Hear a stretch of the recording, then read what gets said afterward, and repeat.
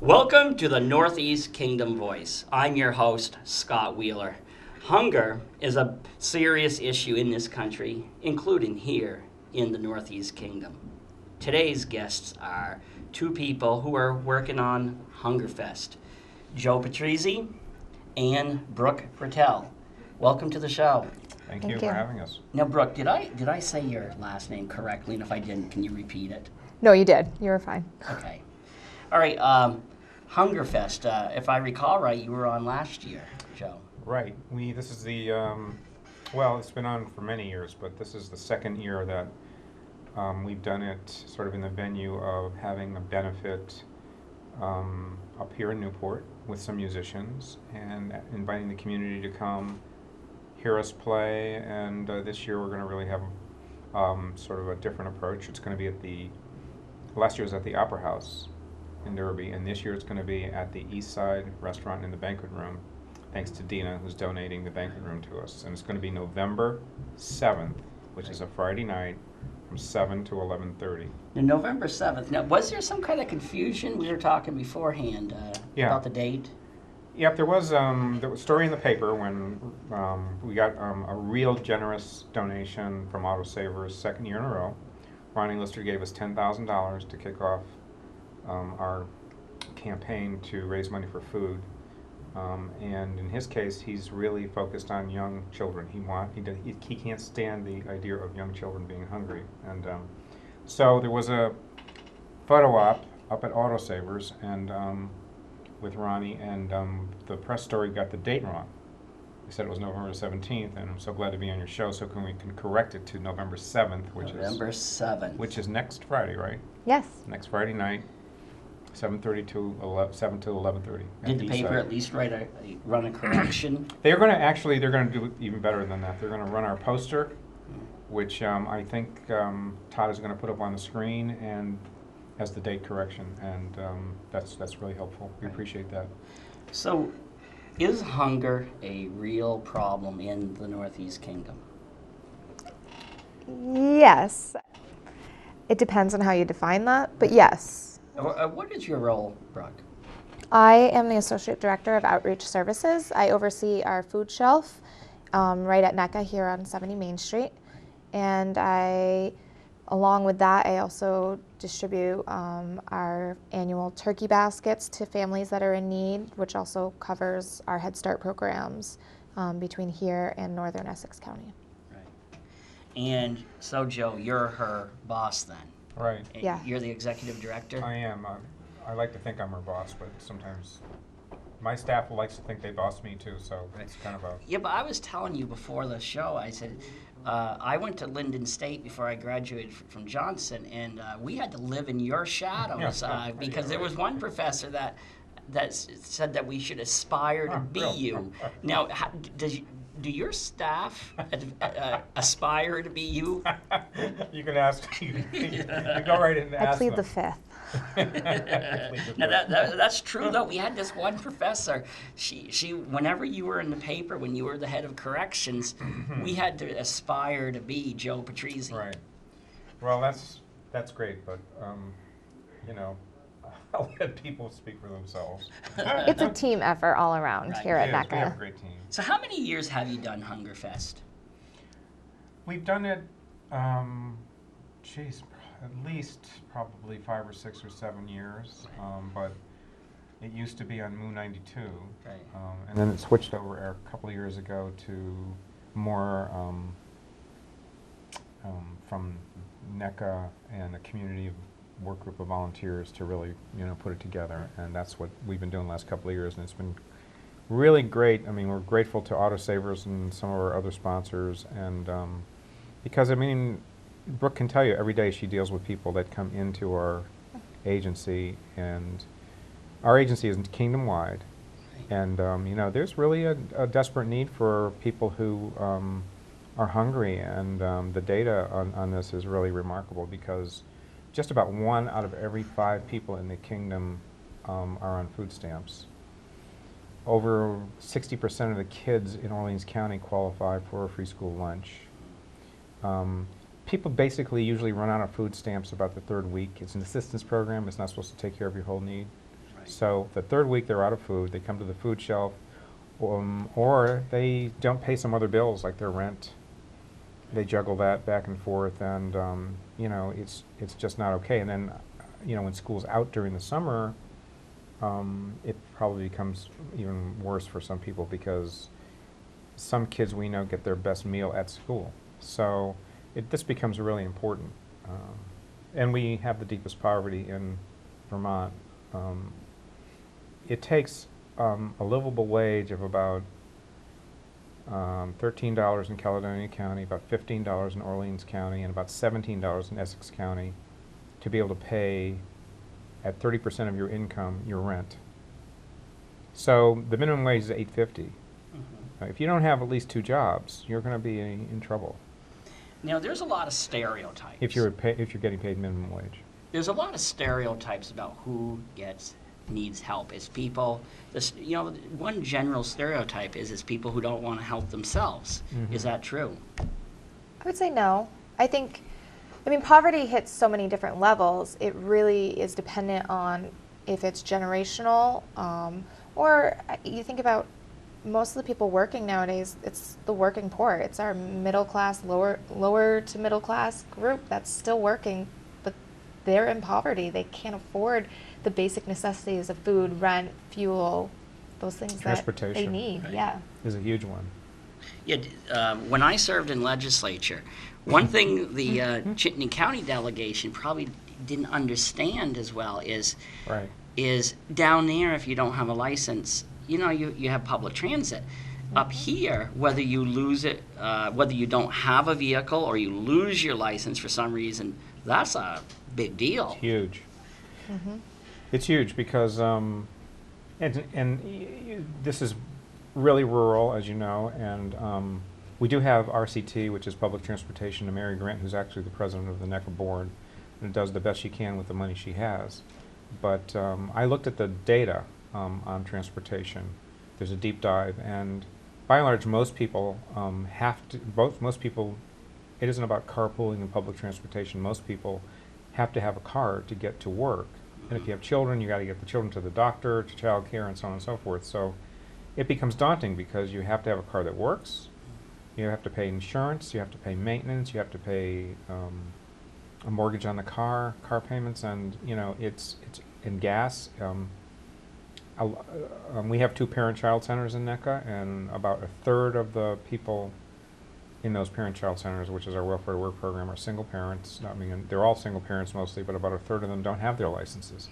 And they don't have their licenses primarily because they were driving cars that they can't get inspected, and then they'll get fines, and they can't pay their fines, and it goes on and on and on until they lose their license. And they still drive sometimes because they really need to get to work to their job. But like Brooke said, mostly it's working people or people on disability who are older, fixed incomes, and they're 1 paycheck away from destitution and medical problem, a divorce, domestic violence, loss of a job, or if you're divorce means you've lost the main income, or if you're down to 1 income, and all those things go into this struggle that people have economically that Brooke's talking about. Yeah, I think we have a tendency to oversimplify everything in life, and I think that's how come people are quick to lump people into different categories. Right. And you know, there are a few people who try to take advantage of the system, but you're right, it becomes a stereotype, and then people make the leap sometimes that all people are like that, and they're not. We don't really see that in our case, and Brooke can tell you, you know, she's on the front line. Her job is outreach, and she's on the front line, and we have a variety of programs to help people. You know the group that Area Agency on Aging and them, they have a serious problem with getting some people to take help, especially if you're in your 80s and 90s. That generation were children of the Great Depression, and they're very proud people, Yep. and sometimes it's like, no, this is okay to take this. Do you run into any of that? We do. We actually partner really well with Area Agency on Aging on a lot of cases because that is a generation that is so proud, and they're proud to be where they are, and they're happy with what they get, but they also are at that poverty level where they need a little bit of assistance here and there, and not all the time. But if we can give them and get them to understand that taking this isn't a handout, Right. it's really just going to get them one step further to being sustainable and be able to maintain where they're at. Right. That's the biggest thing. And most of them understand that after you have that conversation and have that heart-to-heart with them. Right. But it takes time to do that and get them to understand. Right. So this concert that's coming up, I believe one of the performers is the executive director of NEK TV, Todd Peranto. Right. Who else is? He's a rock star. Yeah, he's as I tell him, he's an aspiring Toby Keith. All right. So, but besides Todd, who else is performing? I'm actually going to perform, and I'm an amateur, so I'm going to open the Don't show lie. up. I'm going to open the show up. You look like a blues person. Actually, you're right. My music's pretty dark. And I'm supposed to warm the audience up, so it ought to be kind of ironically funny, hopefully. But I'm going to open it up for Wayne, Wayne Warner and Todd, who are really two professional musicians, and we're going to honor Ronnie Lister for his really generous donation, and we'll probably play till about 8:30, and I think that we'll take a break, and then the 66 City Rock Band, that's a classic rock band that I actually used to be in years ago. Is going to come up from Central Vermont to play classic rock from I think 9 to 11:30, so people can dance too. So we're going to have a lot of fun, and plus Dina is going to give us sort of I think a reduced price on some of the drinks or the beer. I can't remember, and she's been generous about donating the banquet hall. And again, this is at the east side. And again, it's at the east side. Thank you. And the time is? It's 7 to. It starts at 7 to. It goes to 11:30. Friday night, next Friday night on the 7th. And Brenda from Brenda's restaurant is going to provide some finger food for us too. So we have a lot of. It's going to be a great time, and we hope a lot of people will come out. So it sounds like this is a community event. This isn't only about NECA. Oh, it's way beyond NECA. This is a community event. And we have a work group of volunteers that really is putting this together. Vaughn Cloney from Right Wheels and Jason Royer. Both of them are on the committee, as well as some other people. Who else is on the committee? I'm trying to think. Todd, Stephanie, Tanya. Right. We've had quite a few others that put in input that can't necessarily Right, attend Sue all Davis. the time. I'm trying to think if there's anybody. And the same work group also just did an event that happened last weekend called Hunger Bowl. Right. And that's the second annual event of raising money. And Brooke, why don't you just talk a little bit about how that worked? So Hunger Bowl, actually, Vaughn Clooney and Jason Royer, they have the flag football league that happens on Sundays in the Kingdom, and they came to us 2 years ago and wanted to help us raise money and food for the food shelf. And so this year was our second year doing it. It just happened on the 26th. We had quite the amazing event. We went from 8 teams to 13 teams this year. We raised just over $3,500 and about 500 pounds of food. And, you know, we hope to go bigger next year. This year it was down in Lindenville. We're going to trade off from Newport to Lindenville each year. And next year we'll be in Newport. If I recall right, Vaughn was on my show last year, and that was in the winter, the bowl was. It was wasn't about a month later. It was in November. The coldest day that I can ever remember. It was a very, very cold day. It was but freezing. And it was not as cold this year. It was still cold with the wind. But it was a great day. The sun started shining by the championship game and blue skies. So. I know Todd had the and two of them. Devaney, and Devaney was there too. Devaney Yep. Sharkette. They were sort of the DJs, and they're going to be the DJs for Hungerfest as well. I just want to make sure I get Okay. that on the record. But you wouldn't believe, when you looked out at the parking lot at Hunger Bowl, how many cars do you think were out there?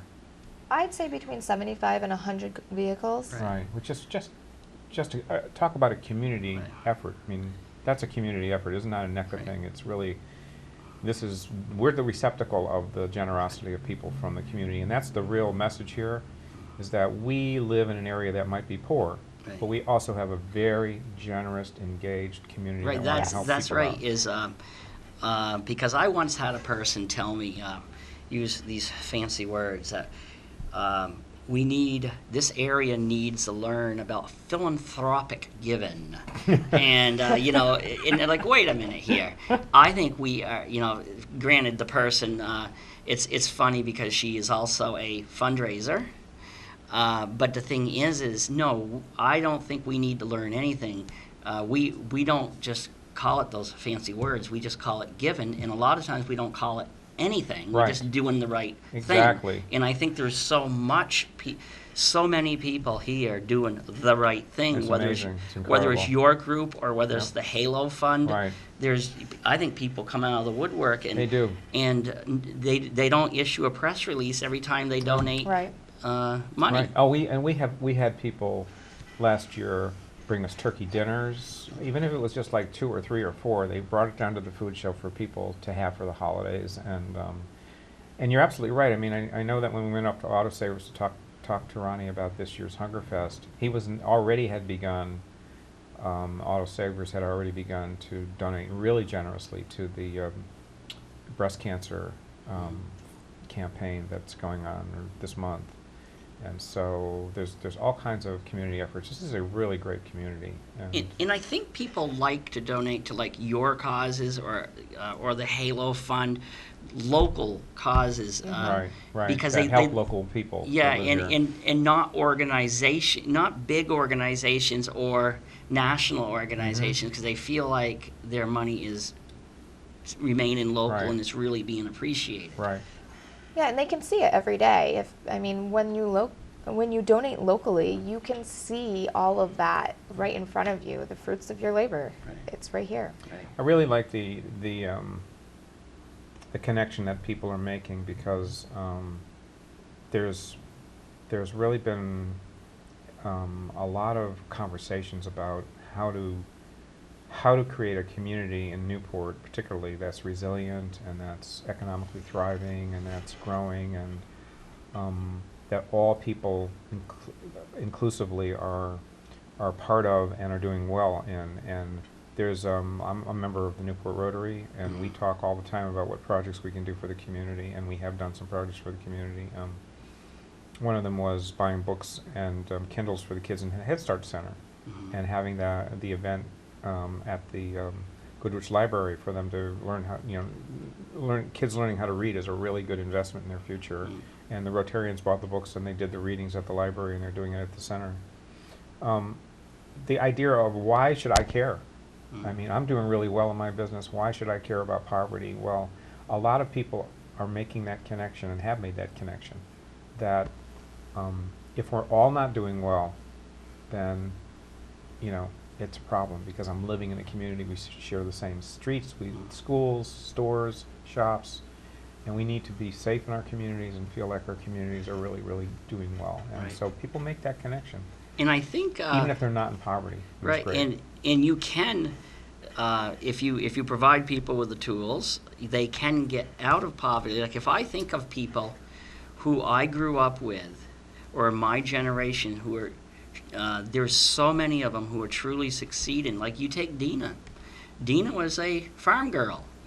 She grew up on the farm. She said she had one day a year off from farming. It was her birthday. The kids were, or like, for example, I grew up in I proudly call it the Skunk Hollow section in Newport, the Clyde Street area. We were all working, poor families, but I think most of us would say we had outstanding childhoods. But I think of Tina and Greg Bliss. Tina Bliss, who owns Vermont Pie and Pasta. She owns the Hoagie's chain. Right. She The work ethic is extraordinary. Right. There's no doubt about it. And There is something, though, that we're looking at very closely that I think is a critical factor in children growing up in getting out of poverty, like you're talking about, which is when their parents either role model that work ethic or they talk to their children about what their aspirations are for the future. And meaning that you talk to a young child about you can do anything that you want, you can be anything that you want, and if you work for it. And the data says that the more parents have that conversation with their children, it's called the aspiration quotient. It's measurable, and the parents and the education community and the community itself, if they can reflect that expectation that you're going to go beyond high school to either your self-employment or to higher education or college or to a certification program. The higher your education, the higher your income, the better off you are. Even it shows up in health outcomes. If you look at the Department of Health's webpage, and look at the 14 county rankings of health outcomes in the state, you'll see that Orleans County is second to last, and Essex is last, and Caledonia, I think, is in 7th place. And it really is, there's a direct correlation between poverty and low education and low income in health outcomes. So the higher your education, the higher your professional development, the higher your income, the better your health outcomes. So that work ethic you're talking about, that children learned on the farm and learn from their fathers and their mothers, becomes really important, and helping kids aspire to higher goals is really important. Like my granddaughter, for example. You talk to her, she's 5 going on 50, and she already knows what she wants to do when she grows up, and she wants to become a veterinarian, and that's because my daddy talks to me about nature all the time, and she's fallen in love with that, and that's what she wants to be. So she's already got an aspiration, and I think that's really important. Right. And well, it was like my sons, not so much with my daughter, but my sons, they knew they were going to be in the science field from a young age, and they went right up, and they one works at the hospital in Bangor for safety, and the other one works as they're identical twins with identical majors with pretty close jobs. And then our daughter, she went on to be a teacher, and she also works in our business. And we kind of promoted the idea that yes, you can do it. But I think sometimes people, including society, we have a habit of focusing. You gotta do what you guys are doing. But at the same time, we need to build the kids up, because we old people, well, you're not quite so old, Brooke, but we old people, Joe, we like to look at the generations after us and talk about, we weren't like that. Well, what I tell people is I have a diary entry. And there's this woman, it was a woman in Charleston, fretting, and you could tell she was just musing, writing, talking about this young generation don't want to get their hands dirty. It was written in 1880 something. Oh, wow. And she was talking yeah, she was talking about that generation. Right. And I think we need to build our young people up and not tear them down. And I think society spends way too much time telling kids what they can't do. I don't mean like breaking the law or something. I know what you're talking about. So when I was a kid, I don't know what Brooke's experience was, but when I was a kid, my mother basically was a single parent. She was just a little short Sicilian woman, and she looked at me and my sister, and she said, to us when we were quite young, she said, "If you don't go to college, I'm going to kill you," which she said with love, of course. But it was non-negotiable. And the high school I went to, it was more like, not if you're going to college, but what college you're going to. Right. So that was the community expectation. And it doesn't have to be about college, right, but it has to be about something that you can aspire to that's going to make you money and be a real job. I was amazed to hear that 20% of the people in the kingdom are employed in the healthcare industry.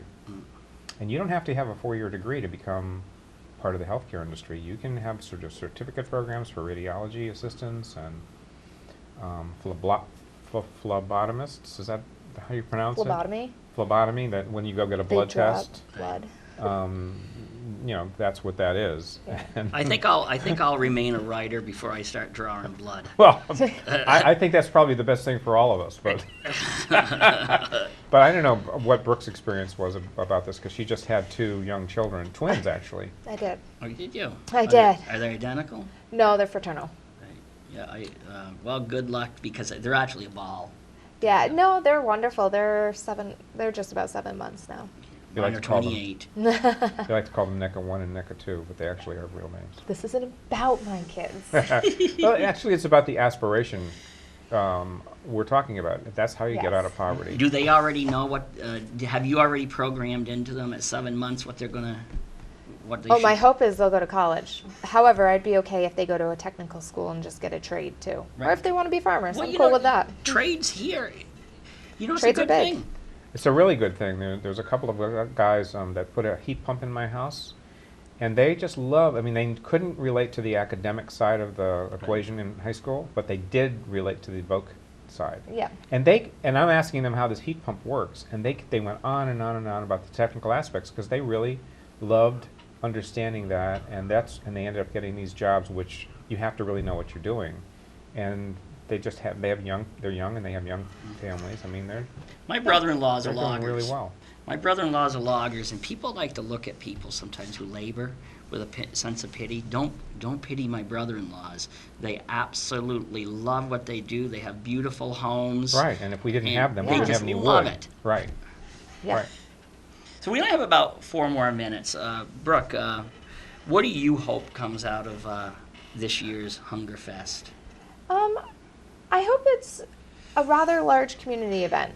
I mean, yes, we're looking for the food, we're looking for the donations to help with food moving forward, but I want the community to take pride in the fact that they're able to come together and raise money and raise food for their community. And that's I think the biggest thing for me is not only providing that food and money, but being a community and coming together to show that that's what we're doing. Right. Now, is there a fee, or do you bring food? We are selling tickets, but all your ticket money is a donation to our food shelf. So tickets are $25 a couple. They're $15 for a single ticket, and that is going straight towards food for our food shelf. And where can people buy these tickets? There are several places people can buy the tickets. You can buy the tickets at North Point, at our place on 70 Main Street in NEK, at NEK ETV right here. I think Right Wheels too. Right Wheels is also. And I'm not sure about the east side or not. How about at the door? At the door as well. Yes. Thank you for raising that. That's right. At the door. Yeah, because some people don't know what they're going to do Right. from day to day, so they might want to. Yeah, that's good. We certainly hope that people eating at the east side, Right. especially that night, will hear the Wanna come in. music and will come right next door and join us, because it's Friday night. Can people bring food that night? We really hope they will. Right. And there's going to be our food truck will be outside of Autosavers on the Derby Newport Road the next day, so people can come and bring food and leave it there at Autosavers and just start putting it in our truck. Okay. Final words, Brooke. Do I have any final words? I just hope that people come out and that they enjoy the night and they're able to give back to their community that they're a part of. Right. And Joe? I echo what Brooke said, and I promise that we will have a really good time and a lot of fun Friday Okay. night. And the date and time again. Yep, November 7th, this next Friday evening at the East Side Restaurant. Starts at 7, ends at 11:30. Bring your dance shoes and some food. Okay. Well, thank you for coming on, and I'm sure we'll be seeing you next year. Okay. All right, perfect. Thank Thank you. And thank you to the viewers for tuning in to another segment of the Northeast Kingdom Voice.